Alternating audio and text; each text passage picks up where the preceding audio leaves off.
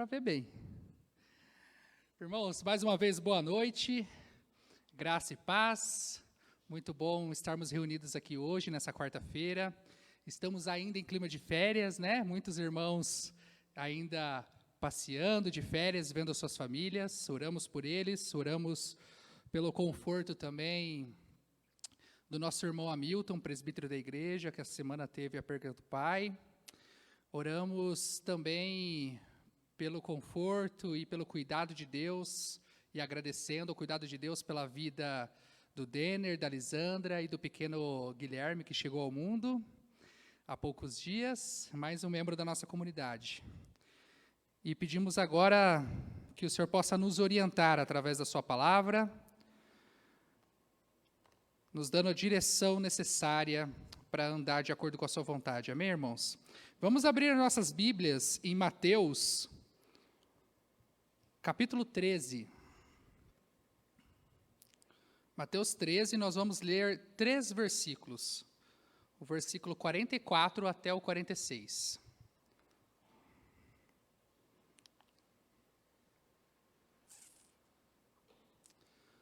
Mateus 13, 44, diz assim: O reino dos céus é como um tesouro escondido num campo. Certo homem, tendo-o encontrado, escondeu-o de novo, e então, cheio de alegria, foi, vendeu tudo o que tinha e comprou aquele campo. O reino dos céus também é como um negociante que procura pérolas preciosas. Encontrando uma pérola de grande valor, foi, vendeu tudo o que tinha e a comprou. Oremos, irmãos. Senhor, nós nos colocamos diante da sua presença agora, Pai, e pedimos o direcionamento do Espírito Santo sobre nós, Pai. Senhor, estamos com a nossa limitação de entendimento, com a nossa limitação de intelecto, Pai, mas crentes, acreditando que o seu Espírito Santo é capaz de penetrar no nosso coração, de penetrar na nossa mente e fazer a obra que o Senhor deseja em nós, Pai. Senhor, que essa palavra de hoje possa ser viva, eficaz e possa fazer a obra no nosso coração, Pai, para que nós podemos, de fato, ser filhos de Deus e cidadãos do reino, Pai. Te agradecemos. Amém. Amém, gente?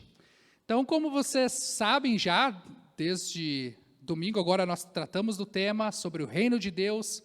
O tema do ano que nós vamos tratar aqui na igreja, o tema principal, lógico, nós vamos tratar muitos temas, vamos falar de muitos assuntos, mas o tema escolhido para que fosse o tema do nosso ano é o reino sobre nós, ou o reino entre nós. Então, quando nós ouvimos falar de reino entre nós, de certa forma, nós já estamos nos posicionando acerca de algo muito importante. Primeiro, entendemos que reino de Deus é o central do Evangelho de Cristo, a mensagem central de Jesus é a mensagem do reino de Deus, ou do reino dos céus. E segundo, que poderia dizer para vocês, já ouvi na minha caminhada cristã, muitas pessoas se referirem ao reino de Deus ou ao reino dos céus somente como um reino que um dia virá, o lugar onde não haverá mais choro, onde não haverá mais tristeza.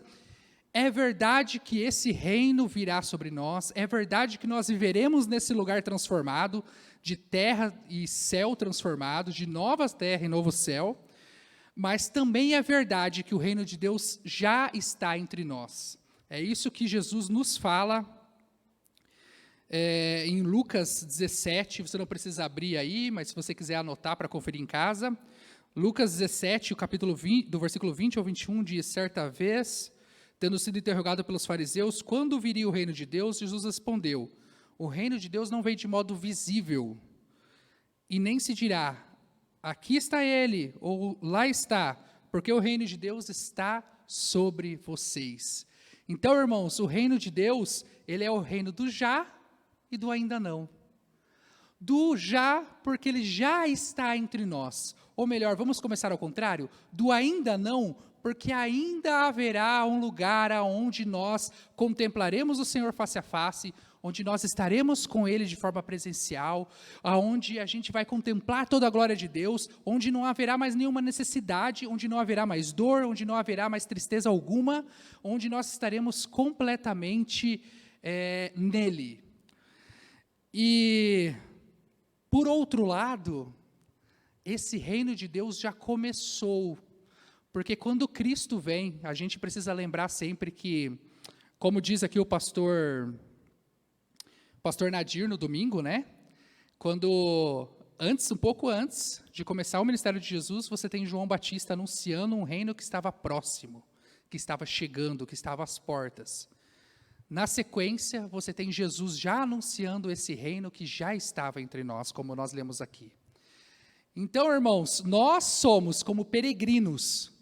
Nós estamos em transição nesse mundo, nós estamos caminhando para o nosso verdadeiro lar, estamos caminhando para esse reino glorioso que o Senhor nos preparou, mas desde já nós somos cidadãos do reino. Nós já temos a identidade, nós já temos o DNA daqueles que são do reino de Deus. Por que isso, irmãos? Que confusão é essa? Irmãos, porque o reino de Deus é a esfera absoluta, onde Jesus reina absoluto. E se Jesus reina na sua vida de forma absoluta, sobre todas as coisas, em todas as esferas, o reino de Deus já está entre nós. O Senhor Jesus já manifesta sobre nós o reino de Deus, e nós passamos a viver sobre os valores desse novo reino. Por isso que a Bíblia nos trata como peregrinos, porque embora nós estamos nessa terra, embora nós somos cidadãos, temos identidade desse mundo, nós nos identificamos, né? Um cristão aqui, um cristão no Japão, um cristão na África, em qualquer lugar, se identifica com os mesmos valores, porque nós somos todos cidadãos do reino de Deus. Amém? Claro, tá claro até aqui, irmãos? A gente vai aprofundar um pouquinho mais agora. Vamos atentar agora um pouquinho para a leitura que nós fizemos até então. Nós fizemos a leitura de 3 versículos, e nesses 3 versículos Jesus conta 2 parábolas. Primeiro, essa parábola de um homem que está num campo e ele encontra um tesouro. E tendo encontrado esse tesouro, ele esconde o tesouro novamente. Então ele vai lá, vende tudo que tem e compra aquele campo para obter aquele tesouro. Talvez vamos exercer vamos fazer um exercício de imaginação aqui, irmãos. Pensar que quando Jesus conta as parábolas, ele sempre conta as parábolas, depois mais à frente a gente vai ver isso, mas ele sempre conta as parábolas e mais à frente ele dá uma explicação muito mais detalhada aos seus discípulos sobre aquilo. Mas ele também não tem a preocupação de esgotar aquilo ali, né? Então, ali Jesus não fala se esse homem trabalhava na terra ou não. A gente faz esse exercício de imaginação, né? Se ele pega esse tesouro, enterra de novo e volta para comprar esse terreno, certamente esse terreno não era dele.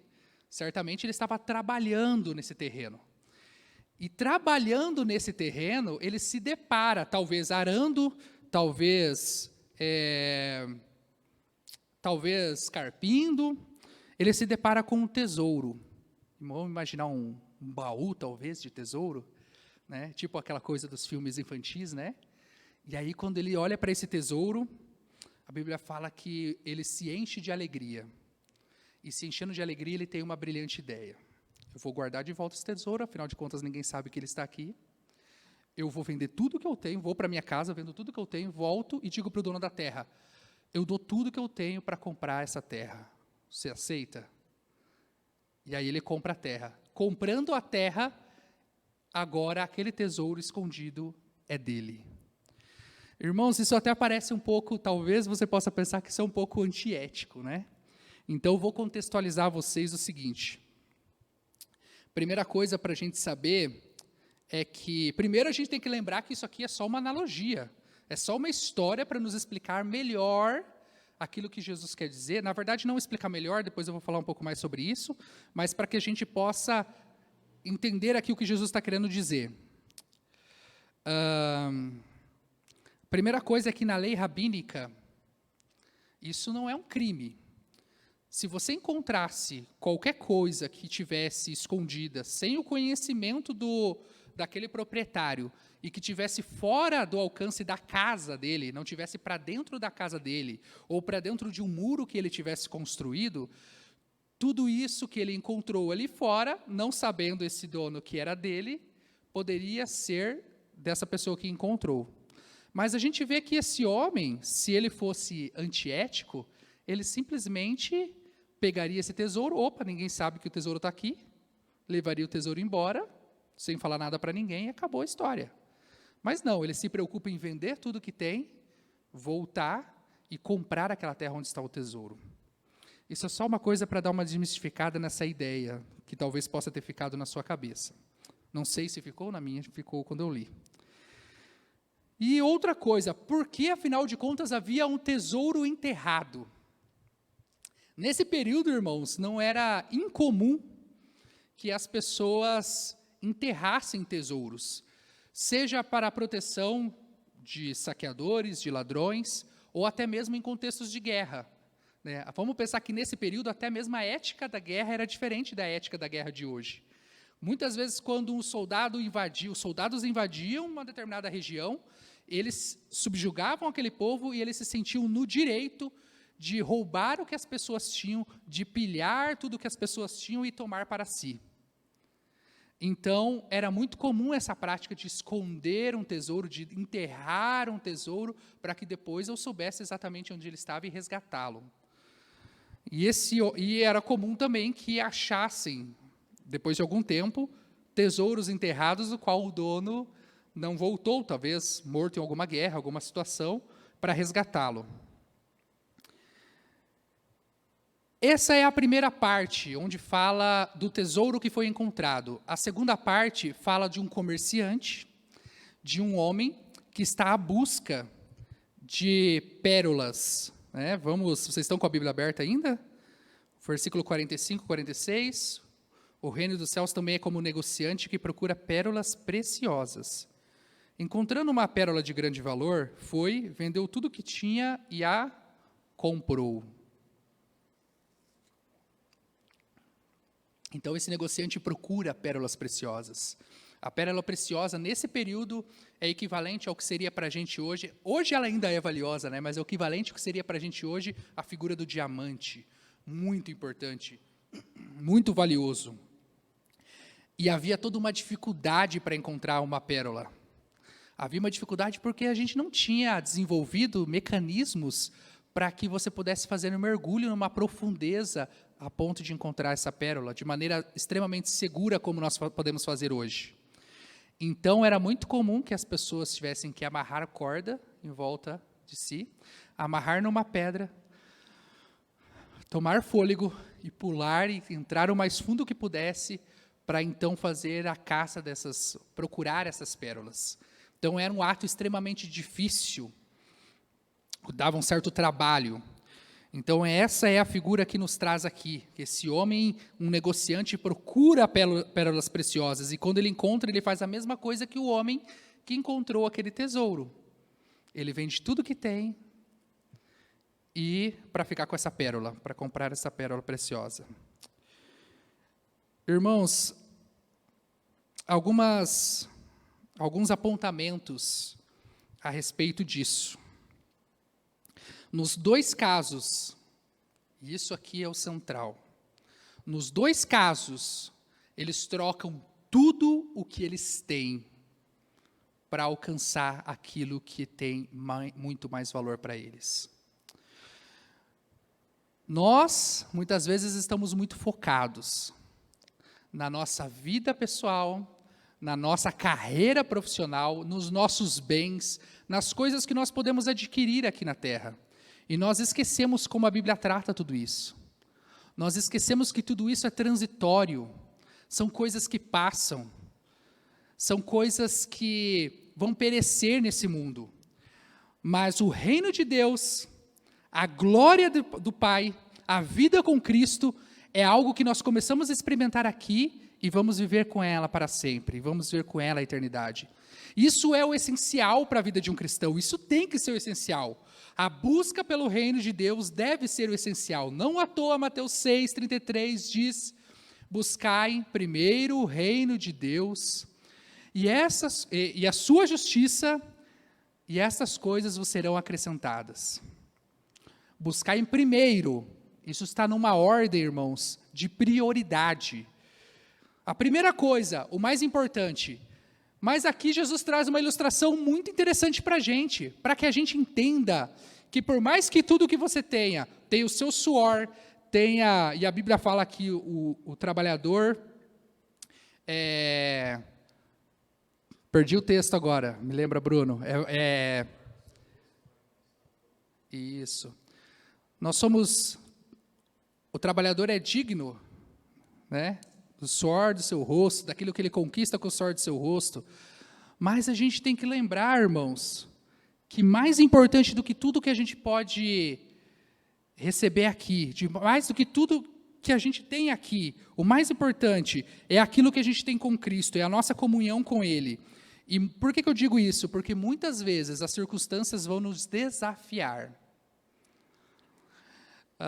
Eu esqueço de um pregador que uma vez pregando sobre o reino de Deus, há muito tempo atrás, eu lembrei dessa ilustração hoje, ele disse o seguinte: um dia eu fui pregar para um irmão que estava enfermo, e ele disse, quero ser curado, oramos por ele, e ele foi curado.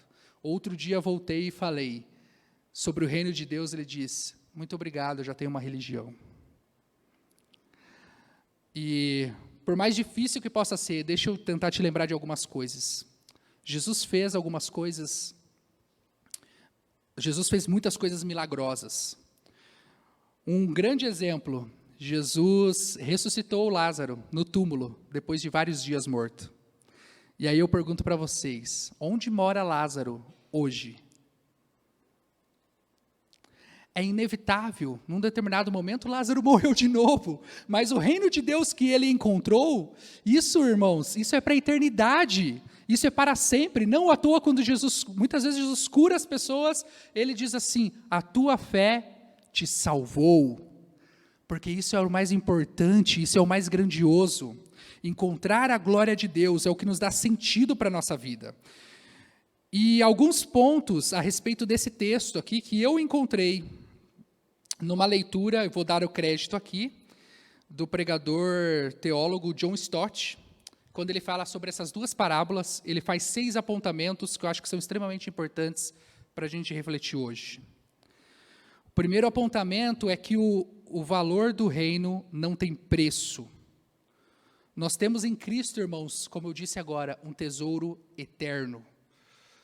Se você considera a sua vida ou algo que você tenha muito mais importante do que o que nós temos em Cristo, tem alguma coisa de muito errado.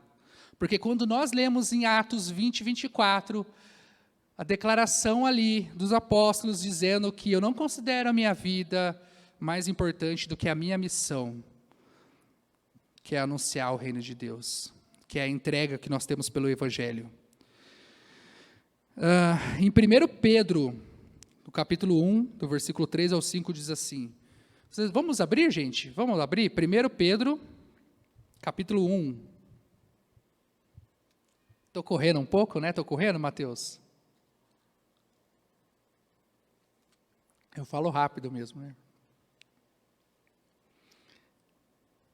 1 Pedro, capítulo 1, verso 3 ao 5, diz assim, bendito seja o Deus e Pai do nosso Senhor Jesus Cristo. Conforme a sua grande misericórdia, Ele nos regenerou para uma esperança viva, por meio da ressurreição de Jesus Cristo dentre os mortos, para uma herança que jamais poderá perecer, macular-se ou perder o seu valor. Herança guardada nos céus para vocês, que mediante a fé são protegidos pelo poder de Deus até chegar à salvação, prestes a ser revelada no último dia. Então aqui nós vemos que há uma herança que jamais poderá perecer, macular-se ou perder o seu valor. Aquilo que nós recebemos em Cristo, tamanha salvação, tamanha graça, tamanha misericórdia, é algo que nunca perde valor, irmãos. As coisas mais duras podem acontecer na nossa vida. As adversidades mais difíceis podem se abater sobre nós. Mas nós estamos firmes. Estar firmes não quer dizer que você em algum momento não vai se entristecer. Não quer dizer que em algum momento você não vai precisar de um ombro amigo. Pelo contrário, isso tudo vai acontecer. Mas a gente tem aquele mesmo sentimento que tem Paulo quando ele dizia assim, porque as tribulações que nós passamos aqui, as aflições, as adversidades que nós passamos aqui, não podem ser comparadas com a glória que nos há de ser revelada. Nós temos essa certeza de caminhar para um lugar onde as nossas adversidades simplesmente desaparecerão e onde, mais importante, nós estaremos diante do nosso Cristo, diante do nosso Senhor, daquele que nos comprou com o seu sangue e daquele que teve misericórdia de homens que até então eram miseráveis, perdidos no seu pecado, mas que ele nos alcança pela sua grande misericórdia. O reino de Deus é um tesouro celestial enterrado no campo desse mundo pobre, falido e amaldiçoado. É de um valor grande o suficiente para tornar imensamente rico por toda a eternidade cada um dos habitantes pobres, miseráveis, cegos e pecaminosos. Essa é a condição que a Bíblia nos trata, né? Nós somos essas pessoas pobres, cegas, miseráveis, que encontramos um grande tesouro de valor. E a gente nunca pode esquecer que o valor não está em nós mesmos, mas naquele tesouro que nós encontramos, que é o próprio Cristo, que é aquele que nos amou e que nos redimiu. Um outro ponto importante ressaltado aqui é que o reino de Deus ele não é visível na superfície. Vamos, né? A ideia da pérola, a ideia do tesouro escondido, ele não está aparente, não está aqui na visível. Aí você pode pensar, como assim, Anderson? Bom, eu trouxe aqui o exemplo para a gente pensar por que Jesus falava em parábolas. Né? Em Mateus 13, quando eles perguntam para Jesus, por que o Senhor fala em parábolas? Ele diz assim, por essa razão ele fala em parábolas, porque vendo, eles não veem, e ouvindo, não ouvem nem entendem. Você vê que quando Jesus fala por parábola, muitas vezes o que ele fala causa uma certa confusão nas pessoas. Algumas pessoas dizem, tá bom, foi legal quando ele curou aquele cego. Foi da hora quando ele levantou aquele paralítico. Quando ele ressuscitou Lázaro, então, nem se fale. Quando ele multiplicou pão e peixe, eu adorei, eu estava morrendo de fome. Mas agora, esse papo de que, sabe, isso acontece quando Jesus fala assim, ó, quando nós celebramos a ceia, hoje nós temos esse entendimento, né? Vocês vão comer do meu corpo, beber do meu sangue. Muitas pessoas se afastam. Elas não querem saber o que Jesus queria dizer com aquilo. Mas muitos outros chegam mais perto de Jesus, e aí Jesus reúne os seus discípulos e diz, olha, sabe o que eu queria dizer com aquela parábola? Eu queria dizer isso. Então, eu tenho uns amigos que eu sempre tomo café com eles, lá no trabalho, 2 amigos, e eles gostam muito de falar de assuntos espirituais. E nós somos de 3 religiões diferentes. Mas uma coisa muito interessante é que sempre que a gente entra num assunto um pouco mais profundo e a gente não tem tempo de terminar, eles brincam comigo e diz assim, um deles brinca comigo e diz assim, calma, Tosti, hoje a gente só deu um copo d'água, amanhã se você tiver sede, amanhã a gente conversa mais. E eu também faço isso com eles. Quando eu estou num assunto que eu não tenho tempo de desenvolver naquele dia, eu falo, só dei um copo de água para vocês hoje, amanhã a gente volta a conversar. Jesus está fazendo isso. Estou te dando um copo d'água. Você tem mais sede? Então vem aqui, que aqui eu vou reunir os meus discípulos, nós vamos conversar melhor sobre esse assunto. Porque muitas pessoas têm pressa, e eles não querem mergulhar nisso. E muitas vezes a gente não quer mergulhar nisso, e não quer entender profundamente isso. A gente vê o exemplo de Nicodemos. Nicodemos é totalmente ao contrário, né? Nicodemos, um homem que já era um religioso notável, já era um homem que conhecia as Escrituras, mas um dia à noite, ele sai e vai encontrar Jesus escondido, e aí ele conversa com Jesus e diz, Senhor, como é que eu faço para alcançar o reino dos céus? O reino de Deus. E a gente vê que Jesus fala para ele, ninguém pode ver o reino de Deus se não nascer de novo. Anderson, que história é essa que o reino de Deus não é aparente? A gente só pode entender tudo isso se a gente nascer de novo. Então, a primeira coisa na nossa vida é a gente precisa se arrepender, se converter dos nossos pecados, dos nossos maus caminhos, como a Bíblia diz, reconhecer que em Cristo nós temos um Salvador justo e fiel, e a partir daí, Ele abre os nossos olhos para que nós possamos entender e conseguir visualizar esse reino de Deus e a glória do Deus deste reino. Pessoas não regeneradas simplesmente não conseguem entender como nós renunciamos os prazeres do pecado por causa do reino de Deus. Quer um exemplo? Jovens aqui da igreja, os seus amigos cristãos, não precisa responder, isso é uma pergunta, né? Os seus amigos cristãos conseguem entender, ou eles questionam vocês, dos motivos pelos quais vocês não bebem em excesso, dos motivos pelos quais vocês não se entregam às paixões da sexualidade desregrada, do sexo antes do casamento? É loucura. Isso é loucura para uma sociedade caída. Para uma sociedade caída, eu preciso satisfazer os meus desejos. Ponto. As pessoas não conseguem entender pelo simples fato de que os olhos delas ainda não foram abertos para a glória desse Deus. Porque, irmãos, quando esse homem encontrou o tesouro, ou quando o outro encontrou a pérola, ele sabia que, vendendo tudo o que ele tinha, ele estava comprando algo que era muito mais maior, algo que era muito mais valioso, algo que era eterno, algo que não pode perecer. E a gente precisa pensar se os nossos valores estão nos levando a isso. E se nós, de fato, estamos com foco no reino de Deus, com esse sentimento de saber que nós estamos buscando aquilo que é eterno, que é verdadeiro, e que, de fato, preenche a nossa vida, a nossa existência. O reino de Deus, irmãos, também ele é apropriado pessoalmente. Por que pessoalmente? Porque aqui Jesus está falando, instruindo pessoas que achavam que só por fazer parte da nação de Israel, eles já eram automaticamente membros do reino do Messias, do reino do ungido. Talvez seja a realidade de muitos. Talvez não, certamente é a realidade de alguns. De achar, como eu achei durante muito tempo, que fazer parte de uma comunidade me faz parte do reino de Deus. Fazer parte de uma igreja, ter uma religião. É por isso que muitas vezes quando você fala de Jesus para alguém, fala do reino de Deus para alguém, a pessoa comumente diz assim, mas eu já tenho religião. Cara, eu não estou falando de religião, estou falando do reino de Deus, eu estou falando de Jesus, de Cristo. É evidente que você também precisa de uma comunidade para congregar, que você precisa de irmãos para andar com você. Mas observem, Jesus dissipa a ideia de que você vai entrar no reino de Deus simplesmente porque você faz parte de um determinado grupo religioso, étnico, político, seja lá o que for. Irmãos, um quarto ponto é que o reino é a fonte real da alegria verdadeira.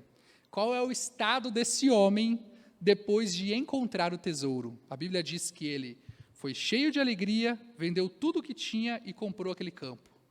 Cheio de alegria. Irmãos, Jesus está reconhecendo aqui um desejo básico de todo ser humano, que é o desejo de ser feliz. Mas, acima de tudo, ele nos está apontando para uma alegria que é duradoura, que independe, como eu já disse antes, de qualquer circunstância que você possa passar. Jesus diz lá em João 16, 24, até agora vocês não pediram nada no meu nome, peçam e receberão, para que a alegria de vocês seja completa. Esse termo alegria, isso usado alegria completa, também é usado em outros trechos do Novo Testamento. A gente vê, por exemplo, lá nas cartas de João, ele usando isso, né? Eu escrevo para vocês, para que a nossa alegria seja completa. Ele está falando para eles a respeito de Jesus, para que eles entendam mais sobre Jesus, para que eles conheçam mais de Jesus, para que eles rejeitem aquelas pessoas que pregam coisas errôneas a respeito de Jesus, e ele diz, por que eu vou ensinar isso para vocês? Eu vou escrever aqui para vocês, para que a alegria de vocês seja completa. A nossa alegria em Cristo é a alegria completa, é a alegria daqueles que encontraram algo muito maior do que a sua própria vida, do que tudo aquilo que possui. O reino de Deus, como diz Romanos 14, 17, Paulo diz assim, não é comida nem bebida, mas justiça, paz e alegria no Espírito Santo. Você imagina por que Paulo tem que ressaltar que o reino de Deus não é comida nem bebida? Isso depois de Jesus ter ressuscitado. Aí ele ainda está falando para uma geração onde muitos ali tinham convivido com ele, aonde ainda era muito real, real no sentido de que era muito vivo a lembrança das pessoas, ainda estavam vivas muitas pessoas que tinham visto Jesus face a face, que tinham visto Jesus subir aos céus. Mas ele está tendo que explicar para uma igreja que o reino de Deus não é comida nem bebida, porque a gente precisa entender que o reino de Deus não está nas coisas palpáveis, não está nos bens que nós podemos adquirir, não está nas coisas. Irmãos, as coisas, elas são acessórias, elas nos ajudam a passar por essa vida de peregrinação e até a servir o reino de Deus. Não à toa nós temos aqui um telão, quando você canta, fica muito mais fácil para você, se você vê a letra em tamanhos garrafais, porque você pode cantar junto. Não à toa nós temos um microfone, o violão amplificado, porque aí, hoje nós estamos em um número menor aqui, mas quando essa comunidade está cheia, você em qualquer lugar aqui pode ouvir. Um irmão hoje pela internet pode acompanhar a nossa pregação, mas essas coisas são acessórias. Essas coisas não são o que nos definem e não são as coisas que nos dão sentido à vida. O que nos dá sentido à vida, o que nos define, é a justiça, a paz e a alegria no Espírito Santo, é o reino de Deus.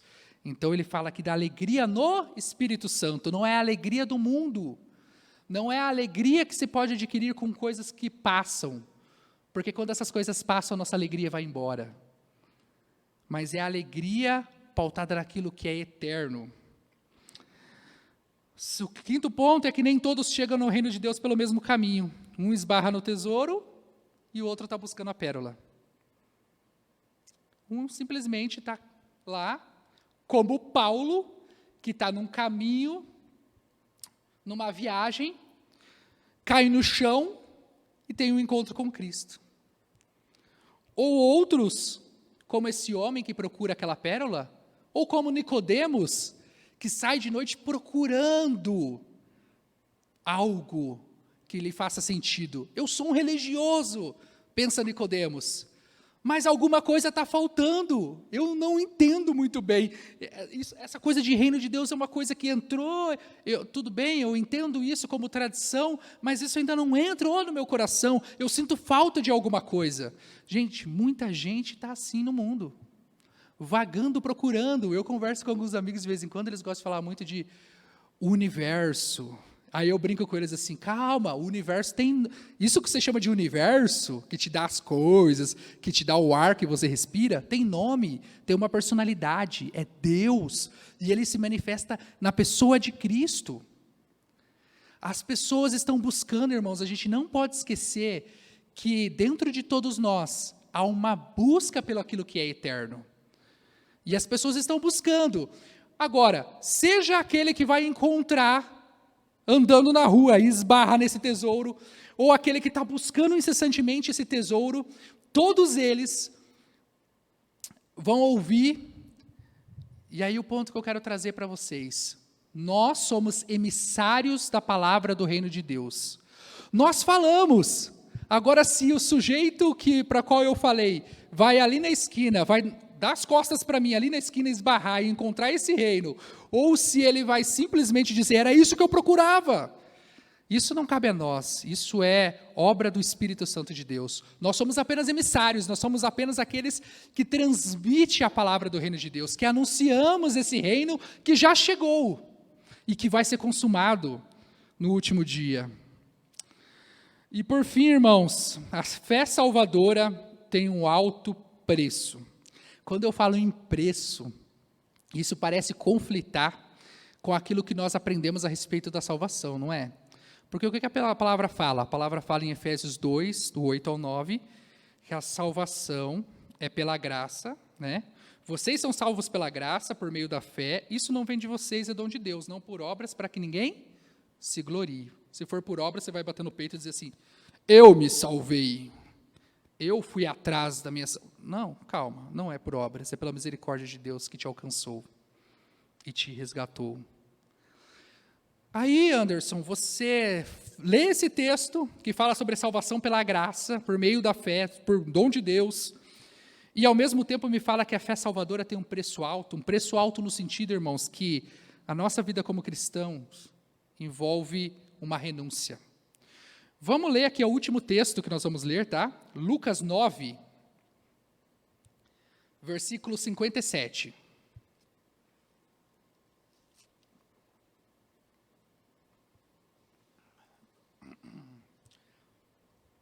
Lucas 9, 57.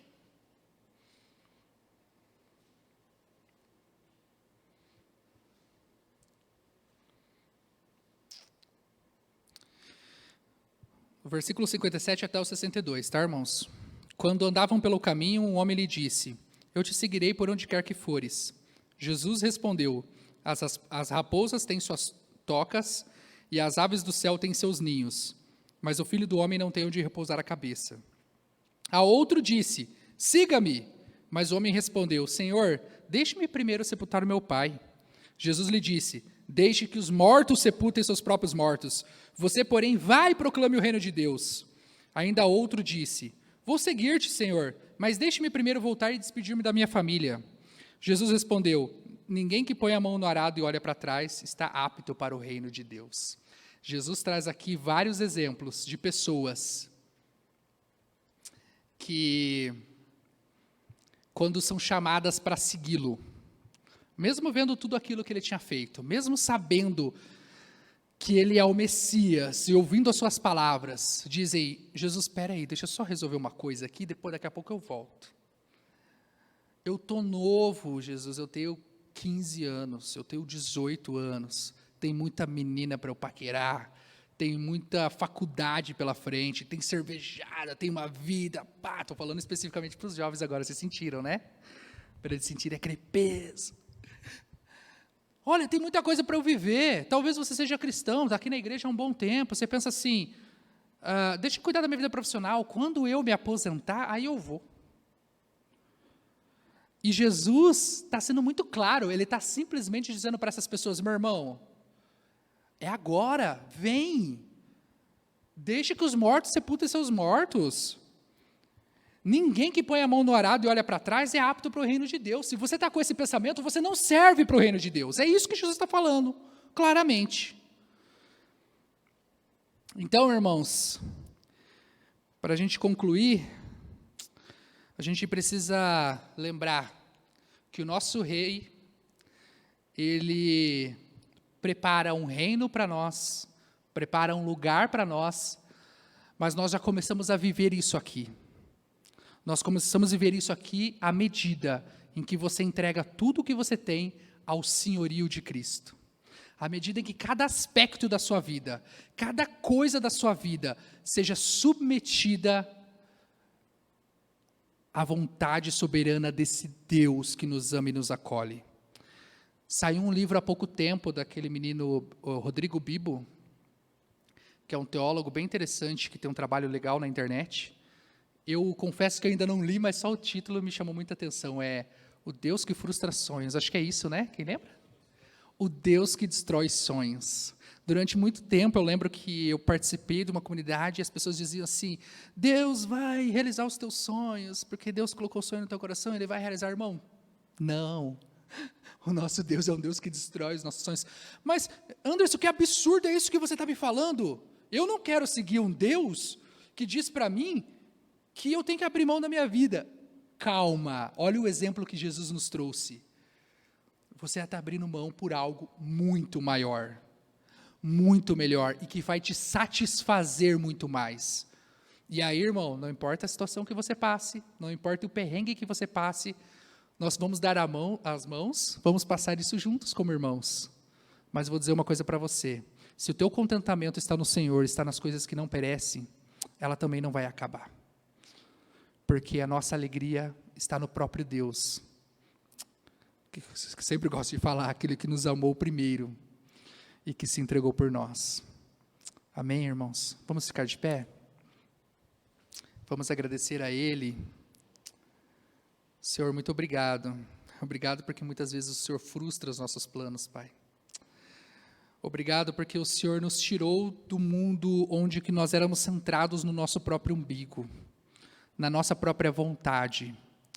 Um mundo onde a gente se satisfazia, Pai, com os nossos prazeres. Mas o Senhor nos mostrou aquilo que de fato tem valor, que é uma vida em Ti, Pai. Senhor, muito obrigado porque o Senhor nos resgatou, Pai. Porque o Senhor nos deu algo que tem muito mais valor, algo que nos satisfaz, que nos preenche muito mais do que qualquer coisa nesse mundo, porque tudo nesse mundo é transitório, tudo passa e a nossa alegria vai embora junto. Mas quando a nossa alegria está alicerçada no Senhor, nós somos de fato livres e de fato encontramos a felicidade em Cristo, Pai. Senhor, muito obrigado, porque nós sabemos que assim como o Senhor tem manifestado o seu reino sobre nós, tem nos ensinado a viver como cidadãos do seu reino, esta obra é uma obra que não acaba aqui, é uma obra que o Senhor continua na nossa vida, continua nos redimindo, continua nos curando, nos sarando, e isso vai terminar quando nós estivermos face a face com o Senhor, o nosso Rei, aquele que nos conduz a viver uma vida perante os braços do Pai, perante o Pai, aquele que é o nosso Rei, Pai. Nós te agradecemos, porque o Senhor nos amou, mas queremos também que o Senhor nos ensine a ser emissários desse reino, a ajudar outras pessoas que estão perdidas nessa busca, a encontrar um tesouro de maior valor. Obrigado, Pai. Amém.